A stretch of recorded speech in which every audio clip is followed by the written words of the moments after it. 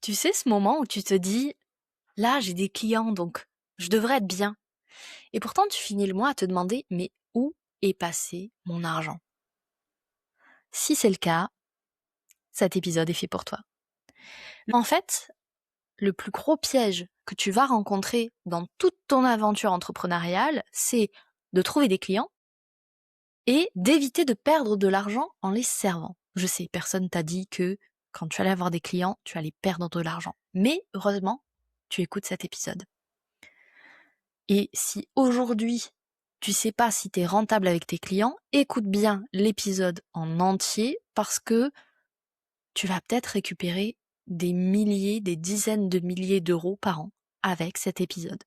C'est cadeau, ça me fait plaisir. Dans cet épisode, je suis là pour t'aider à voir si tu es rentable avec ton client. On va pas faire des gros tableurs hyper lourds, mais en fait, moi je veux que tu puisses te dire à la fin de l'épisode, avec tel client, je suis rentable ou pas. Et surtout, qu'est-ce que je fais en fait si je ne suis pas rentable? Parce que tu peux avoir un business qui a l'air de tourner, mais qui te paye moins que le SMIC. Et ça arrive à beaucoup plus de monde qu'on le pense, même les entrepreneurs qui te disent faire les 10 000 euros par mois. Je sais. Donc, installe-toi bien, prends des notes si tu veux, ou réécoute l'épisode à loisir. Cet épisode, on va parler cash, on va parler rentabilité et surtout, on va parler solution. Petit aparté, si durant l'épisode ou même à la fin tu te dis ok, j'ai besoin d'être rapidement au clair là-dessus, je te propose un appel de 15 minutes, c'est gratuit. Le lien est dans les notes de l'épisode. L'idée c'est que tu m'exposes ta situation. Moi je t'aide à repérer où est-ce que ton client te coûte de l'argent et je te dis si un accompagnement est pertinent pour toi maintenant ou pas. 15 minutes pour savoir si tu es rentable avec tes clients, je trouve que c'est un bon investissement. Donc réserve ton créneau, le lien est dans les notes de l'épisode.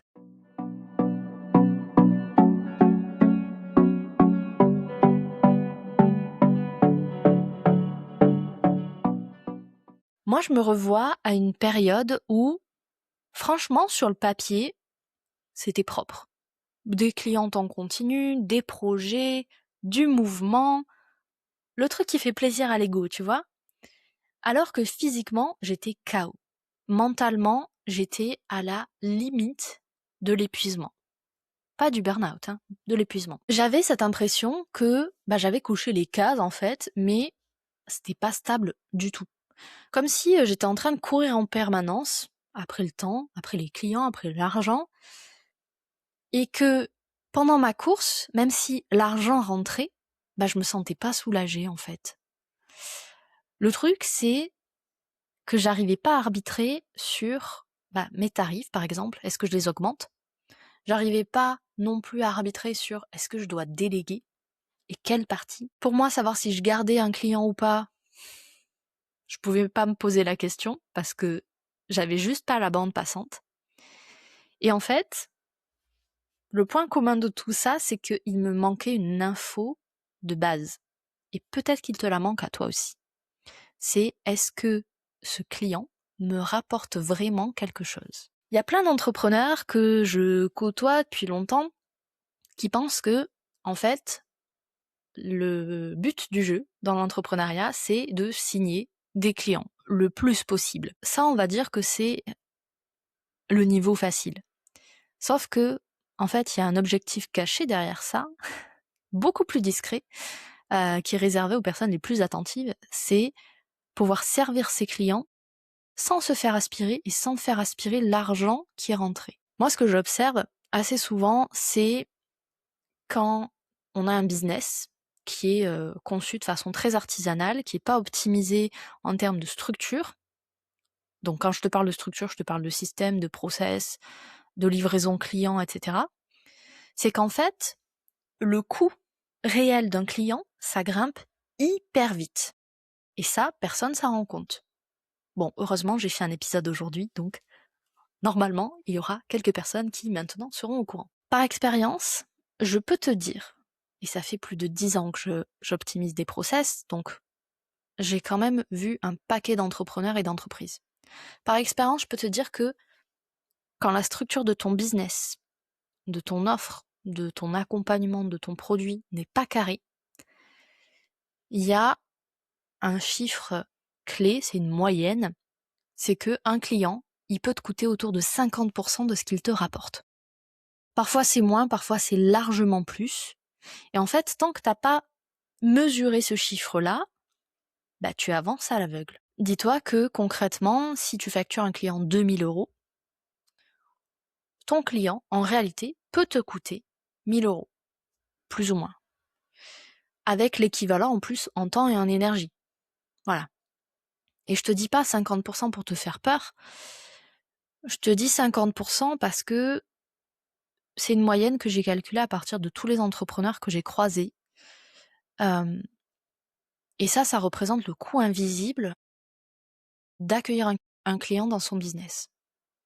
Heureusement pour nous, ça se corrige. Donc, ce que je te propose pour amorcer cet épisode, c'est qu'on pose un premier diagnostic. Bien évidemment, on pourra faire un diagnostic plus précis en appel découverte.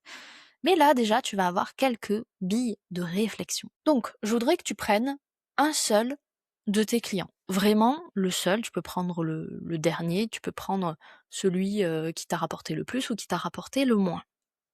Maintenant, ce que tu vas regarder, c'est déjà ce que le client a payé. Ça, c'est facile. Par exemple, 2000 € pour une prestation, un accompagnement. Normalement, ce chiffre, tu le trouves facilement. Ensuite, l'étape 2, c'est tes coûts directs.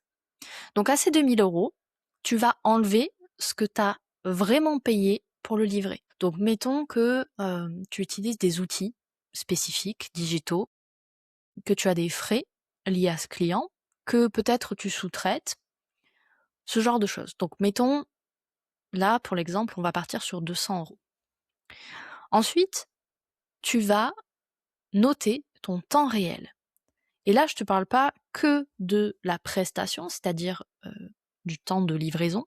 Tu vas compter aussi, ou faire une estimation en tout cas, des messages, des vocaux, des relances, du SAV, de la préparation de la collaboration, des corrections, de l'administratif, bref, t'as compris l'idée. Le plus souvent, on se dit, bon, je dois passer peut-être 2 heures. Non. En moyenne, pour un entrepreneur indépendant, on est plus entre 10 et 20 heures de temps passé sur un client. Alors ça dépend bien évidemment de la typologie de l'accompagnement, de la durée, etc. Voilà, donc tu as une moyenne. Ensuite, tu vas calculer ton taux réel. Donc, tu te rappelles, ton client t'a payé 2000 €. Déjà, tu enlèves tes coûts directs, donc 200 €. On est déjà à 1800. Bon. On va prendre le chiffre le plus haut en termes de temps. On va partir sur 22 heures, par exemple. Donc, tu fais 1800 divisé par 22 heures, ça te fait un taux à 80 € de l'heure. Ok. 80 € de l'heure, ça peut être très bien. Ou pas du tout. Encore une fois, ça dépend de ton modèle, de tes charges, de ton business, de ton style de vie aussi. Donc la question c'est, est-ce que ça, c'est au-dessus de ton taux plancher? Alors le taux plancher, si tu sais pas ce que c'est un taux qui te permet déjà de te payer correctement, donc qu'un SMIC. C'est un taux qui te permet de couvrir tes charges, directes ou indirectes, parce que là je t'ai même pas parlé des charges indirectes. On pourra faire un épisode là-dessus si ça t'intéresse. C'est un taux qui te permet de garder de la marge et de pas finir rincé pendant ou après une mission client. Donc là, quand tu fais ces calculs pour la première fois, tu te rends compte que peut-être t'as pas forcément toutes les données. Tu sais pas combien d'heures tu passes exactement, tu sais pas ce que tu dois compter. Ça, c'est normal en fait. Et honnêtement, c'est souvent beaucoup plus simple de le faire à deux. Parce que moi, on va dire en 15-30 minutes, je vois des choses que toi, tu vois plus. Les coûts directs, les coûts invisibles, les endroits où toi, tu t'auto-ajoutes du boulot, toutes ces zones qui sont floues, pas assez cadrées, qui te font perdre du temps. Bref, tout ça, si tu veux, on peut en parler. Tu réserves un petit appel de 15 minutes. Je suis pas là pour te vendre quoi que ce soit, mais l'idée, c'est vraiment que tu puisses savoir quand on prend un de tes clients réels, un cas concret, et qu'on vienne mettre un chiffre sur ce qui se passe concrètement. Et sincèrement, si je sens que mon accompagnement, c'est un bon levier pour toi, pour te permettre de rendre ta structure rentable, t'en parlerai. Sinon, je te dirai juste quelle est la prochaine meilleure étape pour toi. On fait comme ça? Alors réserve ton créneau, le lien est dans les notes de l'épisode. Bon, maintenant, tu te dis, peut-être, je suis pas rentable sur mon client ou sur mes clients. Ou alors, tu te dis, je suis rentable, mais c'est au prix de ma vie quand même. Là, tu as 3 leviers que tu peux aller activer, que tu peux aller moduler pour commencer à rectifier le tir. Le premier levier, c'est de réduire tes coûts de livraison. Je te parle pas de baisser la valeur là, je te parle vraiment de réduire tes coûts de livraison. Mettons que tu passes toujours 22 heures sur ton accompagnement client. Ton but, c'est pas je dois bosser plus vite pour diminuer ce temps. Non, ça tu vas t'épuiser, tu vas foncer droit dans un mur et c'est pas ce que je veux pour toi. Quand je te parle de réduire le coût de livraison, c'est en fait de virer ce qui devrait pas exister. Pour te donner quelques exemples que je vois le plus souvent auprès des clients que j'accompagne, c'est des allers-retours illimités, des messages illimités, c'est du support qui est pas du tout cadré, c'est des tâches qu'on a répétées sans process, donc à chaque fois on réfléchit à comment on les fait, alors que si on les répète, en théorie tu peux les standardiser. Donc si tu fais passer ce client, mettons de 22 heures à 15 heures, donc ça veut dire que toi tu gagnes 7 heures. En fait ça change tout. Parce que, donc je reprends mes 1800 € divisé par 15, ça fait 120 € de l'heure, au lieu de 81 €. C'est le même prix que ton client paye, c'est le même client, mais ton business respire beaucoup mieux. Plutôt pas mal. Ensuite, tu as un deuxième levier qui est le cadre. J'aime beaucoup le cadre. Si tu écoutes Work in Process, tu le sais. Là, l'idée, c'est pas d'aller jouer sur le prix, c'est d'aller renégocier le cadre que tu as posé avec ton client, ou que tu n'as pas posé. Dans ce cas, c'est poser un cadre. Parfois, la solution en termes de rentabilité, c'est pas d'augmenter ses prix. Ça, c'est la solution de facilité, on va dire. Là, ici, ce que je te propose, c'est plutôt de dire, voilà ce qui est inclus, voilà le rythme, voilà les limites de cette collaboration. Donc dis-toi que si là, tu arrives à retirer, mettons, 3 heures d'admin et 2 heures d'aller-retour supplémentaires par semaine. Donc sur 4 semaines, ça veut dire que tu récupères 20 heures dans le mois. Je te laisse après refaire tes calculs avec ton taux. Le levier numéro 3, c'est rebosser ton offre. Parce que parfois, en fait, le prix, ça correspond pas du tout au coût réel. Et pour ça, il faut vraiment explorer les 3 leviers, parce que si tu te rends compte qu'en essayant d'activer le premier et le deuxième, tu retrouves toujours pas tes petits, dans ce cas, c'est ton offre qu'il faut faire évoluer. Donc, soit tu la reprices, soit tu changes de format. En fait, ce qu'il faut que tu te dises, c'est que, d'une part, c'est pas à ton client, mais c'est pas non plus à toi d'aller compenser une offre qui est mal calibrée en allant bosser plus. Aujourd'hui, sincèrement, entre toi et moi, je crois plus à l'idée que on doit attendre d'être stable ou de faire un certain niveau de chiffre d'affaires pour regarder sa rentabilité. La rentabilité, en fait, c'est pas une cerise sur le cupcake. C'est la condition indispensable pour te créer un business qui soit durable et pour bien servir tes clients sans t'abîmer. Donc, si cet épisode t'a plu ou t'a mis peut-être une petite tape sur la joue, genre ok, peut-être que t'as jamais vraiment regardé ça.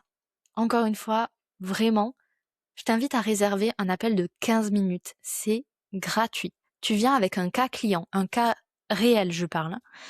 Moi, je t'aide à poser les chiffres. On regarde où est-ce que ça fuit. On voit si t'es rentable ou pas.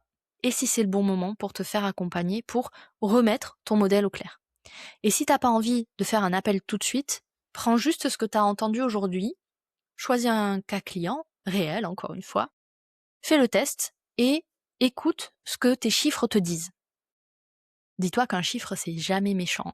c'est juste parfois un peu brutalement honnête. Allez, je te laisse avec 2 questions pour continuer ta réflexion sur le sujet. Première question, c'est est-ce qu'aujourd'hui, tu connais ton taux horaire réel sur ton dernier client?